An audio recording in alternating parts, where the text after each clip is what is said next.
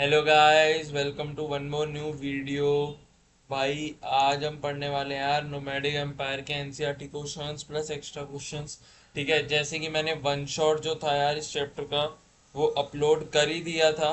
सो आज हम इसके क्वेश्चन आंसर्स देखेंगे यार। एक क्वेश्चन आंसर्स भाई हर चीज के पॉइंट ऑफ व्यू से बहुत ज़्यादा इंपॉर्टेंट होने वाले हैं। तो यार चलो फटाफट से देखते हैं क्वेश्चन आंसर्स। जिन्होंने अभी तक यार चैनल को सब्सक्राइब नहीं किया वो सब्सक्राइब कर देना, वीडियो को लाइक कर देना। फटाफट चालू करते हैं भाई क्वेश्चन आंसर्स। गाइज यार आगे बढ़ने से पहले ना एक बहुत ज़्यादा इम्पॉर्टेंट अपडेट मैं आप लोगों को दे देना चाहता हूँ कि यार कि जिन्होंने भी यार मेरे से पर्सनल जो है वो टीचिंग लेनी है या फिर मेरे से पर्सनल अटेंशन लेनी है वो यार मुझे ज़रूर कांटेक्ट कर सकते हैं। ठीक है, मुझे कमेंट में मैसेज कर सकते हैं।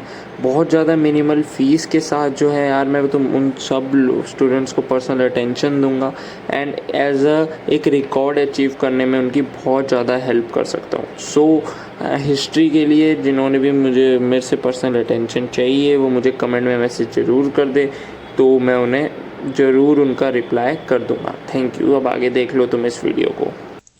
बेसिकली व्हाट वाज द यास, यास क्या था and what was its significance for the Mongol identity. ठीक है भाई, यास क्या था और यास की सिग्निफिकेंस क्या थी मंगोल आइडेंटिटी के लिए। ठीक है, तो सबसे पहले जैसे मैंने वन शॉट में बताया हुआ था कि भाई यास जो था वो एक तरह का सेट ऑफ कस्टम्स था। कस्टम्स मतलब एक तरह का लीगल कोड था। इसमें सारे लॉज वगैरह लिखे हुए थे। किस पे किसके रिगार्डिंग भाई? मिलिट्री ऑर्गेनाइजेशन के रिगार्डिंग, हंटिंग के regarding and new the postal system के रिगार्डिंग।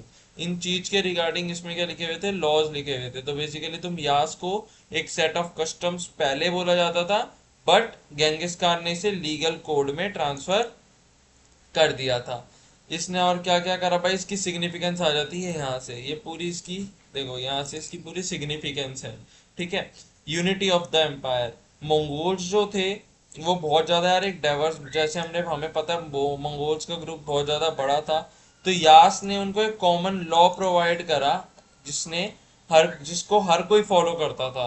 ठीक है, सो गेंगिस खान की डेथ के बाद भी ये जो एम्पायर है वो यूनाइट रह पाया, क्योंकि यार लॉज जो थे वो सबके लिए इक्वल थे। लॉ सबके लिए क्या थे भाई? इक्वल थे। तो इस वजह से क्या हुआ, वो सारे यूनिटी में रह पाए। ठीक है, मंगोल एम्पायर के लोग। देन सिंबल ऑफ पावर था भाई, गेंगिस खान जो था वो एक ग्रेट लॉ गिवर था। उसने जस्ट कॉन्करर ही नहीं करी थी चीजें, बट उसने अच्छे अच्छे लॉज भी प्रोवाइड करे थे। चलो आगे बढ़ते हैं भाई। सेकंड क्वेश्चन हमारे पास आ रहा है यार, गेंगिस खान जो है उसने कैसे ओवरकम करा ट्राइबल फ्रेगमेंटेशंस को। अब यहाँ लोग भाई आधे स्टूडेंट्स बोलेंगे यार ट्राइबल फ्रेगमेंटेशन का मतलब क्या होता है? ट्राइबल फ्रेगमेंट्स क्या होता है? देखो, फ्रेगमेंट होता है यार किसी भी चीज को छोटे छोटे पार्ट में जैसे डिवाइड कर देना, ऐसे पैकेट्स की फॉर्म में डिवाइड कर देना, उसे फ्रेगमेंट्स बोलते हैं। सो ये जो ट्राइब्स थी ना, छोटी छोटी ट्राइब्स थी बहुत ज्यादा। तो उन छोटी छोटी ट्राइब्स पे ओवरकम कैसे करा भाई? और ये मंगोलिया को जो है एक ऑर्गेनाइज कैसे करा उसने कोहेसिव मिलिट्री फोर्स में? इस क्वेश्चन में हमें ये बताना है। सो सबसे पहले गेंगिस खान ने भाई सेवरल रेवोल्यूशनरी स्टेप्स लिए to unite warring Mongol tribals, क्योंकि यार सारी मंगोल की ट्राइब्स जो थी ना वो एक दूसरे के साथ बिल्कुल यूनाइटेड नहीं थी गेंगिस खान से पहले। तो गेंगिस खान ने उन पे डोमिनेंस अपनी दिखाई और एक तरीके से उन्हें यूनाइट भी करा। कैसे? बस उसने ट्राइबल आइडेंटिटी को जो है वो एबॉलिश कर दिया। जितनी भी ओल्ड ट्राइबल टाइज थे, जितनी भी ऑल ट्राइबल ऑर्गेनाइजेशन थी, सबको उसने तोड़ दिया और पीपल को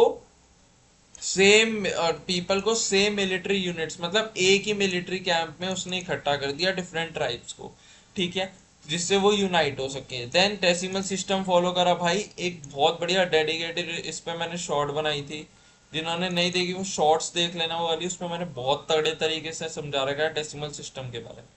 ठीक है, आर्मी जो थी वो ऑर्गेनाइज हो गई थी भाई 10, 100 एंड 1000 में। डेसिमल यूनिट्स बोलते थे। ठीक है, 10,000 को तुमेन बोलते थे। दिस मेड कम्युनिकेशन, भाई इसने कम्युनिकेशन और कमांड जो है भाई वो बहुत ज्यादा इजी बना दिया था बैटल्स के लिए। ठीक है, क्योंकि जिस डेसिमल यूनिट सिस्टम की जरूरत होती थी उसे अगर 10 की जरूरत होती थी तो गंगिस खान 10 को वो करता था, कमांड देता था, 100 की तो 100 को, ऐसे। ठीक है। देन हम पढ़ लेते हैं नोयन सिस्टम। यार ये वन शॉट में कवर नहीं करा है मैंने, तो यहाँ ध्यान से समझ लेना नोयन सिस्टम के बारे में। ठीक है। He gave military leadership to the people based on loyalty and bravery. भाई उसने मिलिट्री लीडरशिप सिर्फ उन लोगों को दी जो जिनको वो लॉयल मानता था और बहुत ज्यादा जो ब्रेव थे। ठीक है। और इस बस उन लोगों को ही दी जो बहुत ज्यादा मतलब लॉयल थे गेंगिस खान के लिए और अपने एम्पायर के लिए लॉयल थे। उनको उनको फैमिली बैकग्राउंड को देख के उसने किसी को भी नहीं दी थी यार मिलिट्री की लीडरशिप, तो इसे नोयन सिस्टम बोला गया। आगे स्ट्रिक्टेस्ट डिसिप्लिन। भाई डिसिप्लिन जो था वो बहुत ज्यादा स्ट्रिक्ट था। कोई भी सोल्जर जो है वो अपने असाइंड यूनिट से विदाउट परमिशन जो है वो दूसरे यूनिट में नहीं जा सकता था। अगर वो चला जाता था तो भाई उसे डेथ पेनल्टी मिल जाती थी। समझ आ गया। नेक्स्ट क्वेश्चन पे हम बढ़ते हैं। भाई मोस्ट इम्पॉर्टेंट, ठीक है, बहुत ज्यादा इंपॉर्टेंट एक क्वेश्चन हो जाता है यार, यम सिस्टम के बारे में बताना है। यम सिस्टम। यम सिस्टम देखो मैं तुम्हें बेसिकली समझा देता हूँ। यम सिस्टम जो था वो बेसिकली एक कम्युनिकेशन नेटवर्क था मंगोल्स का। इस सिस्टम के थ्रू जो है वो वर्ल्ड से पूरी ट्रेड होती थी मंगोलिया की। ठीक है। मंगोल एम्पायर पूरे वर्ल्ड से ट्रेड करता था। ठीक है। सबसे फर्स्ट पॉइंट हमारा आ जाता है couriers and horses. Military outpost जो थे वो भाई एक रेगुलर डिस्टेंसेस पर मेड थे। देखो जैसे यहाँ देखो ऊपर मेरा कर्सर, ये जैसे एक पाथ है, तो यहाँ से एक पोस्ट, यहाँ एक पोस्ट है, तो उसके सेम डिस्टेंस पे यहाँ एक पोस्ट होगी, देन उसके सेम डिस्टेंस पे यहाँ एक पोस्ट होगी, देन ऐसे रेगुलर इंटरवल्स पे और सेम सेम डिस्टेंस पे जो थी, ये देखो इस टाइप की ना पोस्ट थी। ठीक है। ऐसे ये जैसे मेरी हॉरिजॉन्टल लाइंस देखो, वर्टिकल लाइंस, इस लाइंस पे यार पोस्ट थी। ठीक है। बेसिकली तो ऐसे ऐसे वो थी, सारी पोस्ट लगी हुई थी सेम डिस्टेंसेस पे, जिससे फास्ट हॉर्स राइडर्स जो थे वो कैरी करते थे message one outpost to another. जैसे ये पहली वाली ये फर्स्ट आउटपोस्ट हो गई, then this is called second, then ये थर्ड वाली हो गई, ऐसे करके बहुत सारी आउटपोस्ट थी। ठीक है। अब बेसिकली हम स्पीड के बारे में बात कर लेते हैं। एक सेकंड में इरेज कर देता हूँ यार ये। चलो अब हम स्पीड के बारे में एक बार बात कर लेते हैं फटाफट से कि स्पीड भी थी भाई। चलो स्पीड, स्पीड जो थी भाई वो भी बहुत ज्यादा थी, क्योंकि हॉर्स जो है उस टाइम पे हॉर्स की वो मतलब जैसे मतलब गाड़ी स्कूटियां वगैरह तो होती नहीं थी, तो हॉर्स से ही वो राइड करते थे। ठीक है। जिससे जो ट्रेवल जो करना होता था वो बहुत ज्यादा फास्ट होता था। ठीक है। और डेज जो है वो कम लगते थे।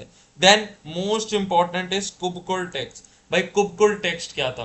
कुबकुल tax was a basically livestock. देखो बेसिकली क्या था, इस सिस्टम यम सिस्टम को मेंटेन करने के लिए ना जो मंगोल नोमैड्स थे वो अपनी 1/10 ऑफ देयर लाइफ स्टॉक देते थे। ठीक है। As a tax. किसको देते थे? भाई गेंगिस खान को देते थे, जिसे कुबकुर बोला जाता था। अब कुछ लोग पूछेंगे भाई लाइफ स्टॉक, लाइफ स्टॉक मतलब जो भी उनके पास भेड़ बकरी वगैरह जो थी, 1/10 जितनी भी थी उसकी 1/10 जो थे एज अ टैक्स दे देते थे भेड़ बकरी, जिसे हम वो बोलते थे कुबकुर। क्या बोलते थे भाई? कुबकुर बोलते थे। ठीक है। समझ आ गई होगी बात यार। नेक्स्ट आगे बढ़ते हैं। अब देखो फोर्थ क्वेश्चन भी बहुत ज्यादा इंपॉर्टेंट एक क्वेश्चन निकल के आ जाता है कि भाई क्या बोल रहे हैं वो। देखो ध्यान से समझेंगे। Why were the Mongols portrayed as barbarians by many historians? ठीक है। देखो ध्यान से समझना है क्वेश्चन, क्योंकि ये आता है अक्सर एग्जाम्स में, बहुत इंपॉर्टेंट है, तुम्हारे मिड टर्म में जरूर दिखने वाला है यार ये क्वेश्चन। ठीक है। अब देखो सबसे पहले तुम्हें पता होना चाहिए बारबेरियंस का मतलब क्या होता है। भाई बारबेरियंस का मतलब होता है आउटसाइडर्स। ठीक है। जो बाहरी लोग होते हैं बेसिकली उन्हें बारबेरियंस बोला जाता है, मतलब जो हमारी कम्युनिटी से बिलोंग नहीं करते, या फिर मतलब बेसिकली दूसरी कंट्री या दूसरे एम्पायर से जो बिलोंग करते हैं उन्हें बोला जाता है, ठीक है, आउटसाइडर्स। और वही वही होते हैं बारबेरियंस। ठीक है। सो मंगोल, बहुत सारे हिस्टोरियंस ने मंगोल्स को एज अ बारबेरियंस ट्रेस करा है, पोर्ट्रे करा है। क्यों करा है भाई? क्यों भारी लोग दिखाया है? भारी मतलब आउटसाइडर्स क्यों बोला गया है हिस्टोरियंस के द्वारा मंगोल्स को? ठीक है। सबसे पहले देख लेते हैं हम। देखो most of our information about Mongols come from, देखो देख मंगोल्स जहाँ से आते थे ना यार, वो बहुत ज्यादा सीडेंट्री जो है वो इलाका था। सीडेंट्री मतलब तुम कह सकते हो ऐसा डेजर्ट टाइप, मतलब बहुत ज्यादा तुम कह सकते हो बेसिकली पिछड़ा हुआ इलाके से वो आते थे। ठीक है, तो ऐसे जो ऑब्जर्वर थे जैसे पर्शियंस और चाइनीज, वो उन्हें बारबेरियंस बोलते थे। Then destruction of cities, Mongols ने भाई बहुत सारी ग्रेट सिटीज जो थी वो डिस्ट्रॉय करी थी, जैसे मर्व एंड निशापुर। ठीक है, देखो कमेंट में तुम मुझे बताओगे कि निशापुर कहाँ लोकेटेड है। ठीक है, सारे बताएंगे यार निशापुर कहाँ लोकेटेड है। ठीक है, इन सिटीज को डिस्ट्रॉय करा और यहाँ के लोगों ने इन्हें डिस्ट्रक्टिव बारबेरियंस के तौर पर व्यू करा। Then culture differences, nomadic lifestyle था यार मंगोल्स का। ठीक है, जो कि बिल्कुल अपोजिट था जो भी सेटल लाइफ वाले पीपल थे उनसे। तो उन पीपल्स को कॉन्कर कर लेते थे। ठीक है, जो भी मतलब सेटल्ड पीपल थे उनकी जगह को कॉन्कर कर लेते थे, तो वो लोग इन्हें एज आउटसाइडर्स या फिर बारबेरियंस देखते थे। Then the counter view, fourth point हमारा आता है यार काउंटर व्यू।